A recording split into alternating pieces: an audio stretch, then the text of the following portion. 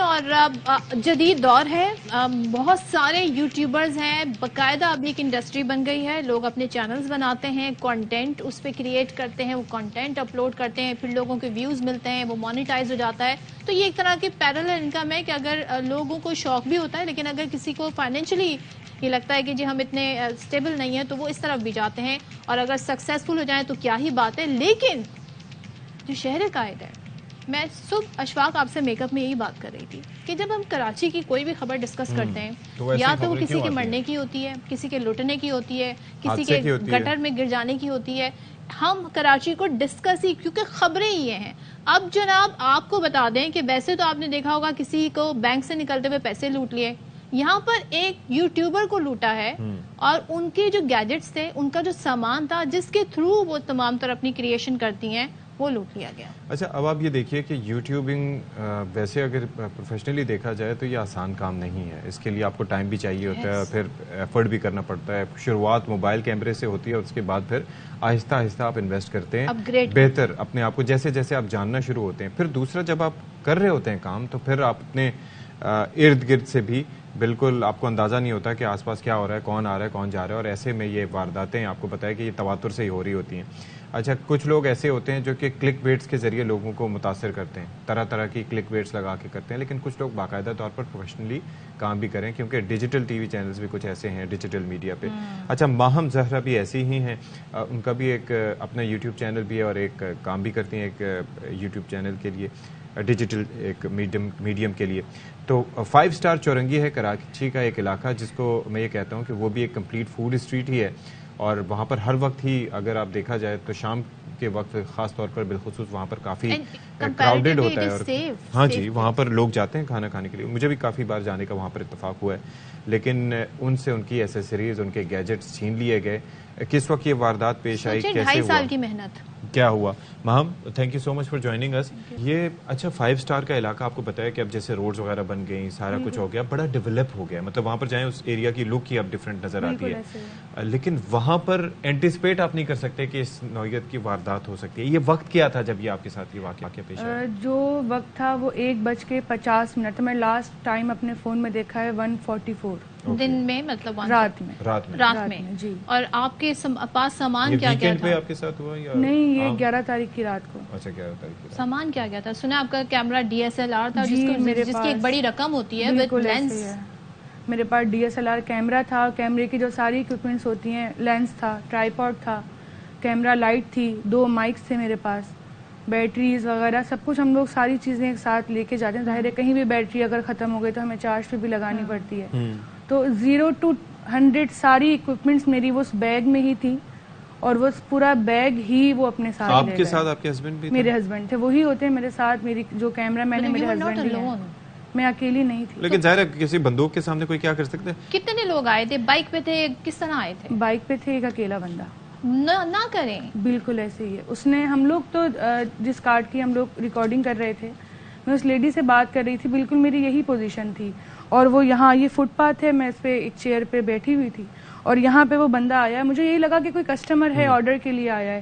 جب اس نے گن لوڈ کری ہے، جب اس کی آواز آئی ہے، جب میں نے اس کی طرف پلٹ کے دیکھا تو میں نے صرف یہ منظر دیکھا کہ وہ جو گن ہے میرے ہسبینڈ کے دل پہ رکھی ہوئی ہے. Oh my God! اور ہم دونوں بلینک ہو گئے اس وقت. اس نے جیسا کہا ہم بے بسوں کی طرح کرتے گئے. اور اس نے کہا کہ مجھے اپنے جو بھی تمہارے پاس، سب سے پہلے اس نے یہ کہا موبائل دو. ٹھیک ہے. میرے ہسبینڈ نے دونوں فون اتفاقاً ان کے ہی ہاتھ میں تھے، تو انہوں نے دونوں فون اس کے ہاتھ میں پکڑا دیا، میرا بھی اور ان کا. ٹھیک ہے. پھر اس کے بعد جو اس نے کہا بیگ اتارو، بیگ دو. میرے ہسبینڈ نے بیگ اتار کے ان کو دیا. پھر وہ پلٹ گیا. پھر اس کو یاد آیا کہ والیٹ بھی لینا ہوتا ہے ہم نے. پھر وہ پلٹا ہے. آپ لوگوں نے اس وقت، ظاہر ہے کہ اس وقت انسان سن ہو جاتا ہے، کیسے کہتے ہیں، آپ سوچ کے آپ کے رونگٹے کھڑے ہو جاتے ہیں. آپ نے اس کو کہا نہیں کہ اس میں تو کیمرہ، اس میں کوئی رقم وقم تو ہے نہیں، تو کیا کرو گے؟ وہ دیکھ کے آیا تھا. لیکن اتنا سینس تو اس وقت مجھے بھی تھا کہ اگر وہ، موسٹلی ایسا ہی ہوتا ہے کہ یہ لوگ آتے ہیں اور موبائل فونز جو ہے وہ لے جاتے ہیں. لیکن اگر اس نے بیگ بھی مانگا تو اس نے یقیناً ہمیں ریکارڈنگ کرتے ہوئے دیکھا ہے، اپنی سارا سامان بیگ میں رکھتے ہوئے دیکھا ہے. اس کے بعد وہ آپ پیک اپ کر چکی تھی اس وقت؟ بالکل. ہم لوگوں نے وہاں پہ کوئی 1 سے 1.5 گھنٹہ ہم نے ریکارڈنگ کری ہے. اس وقت کوئی بھی نہیں آیا. یہاں ہم لوگوں نے اپنی ساری اکوپمنٹس پیک کری ہیں اور اس کے 5 منٹ کے اندر وہ آ کے سارا. اچھا ماں، مجھے ایک چیز بتائیں کہ لوگوں کو یہ بتانا بھی ضروری ہے. جب آپ وہاں پر DSLR اور یہ ان کیمروں کی مالیت کیا تھی لینس کی یا اس if طرح you are comfortable to disclose that.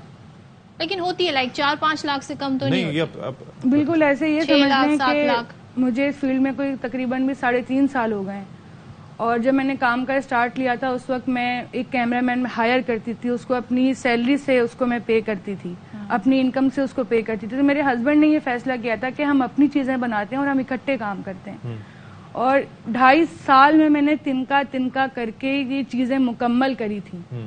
اور اگر اس کی مالیت کی اگر میں ٹوٹل جو میرا سامان گیا ہے تو وہ تقریباً بھی 3-3.5 لاکھ کا تو ہوگا.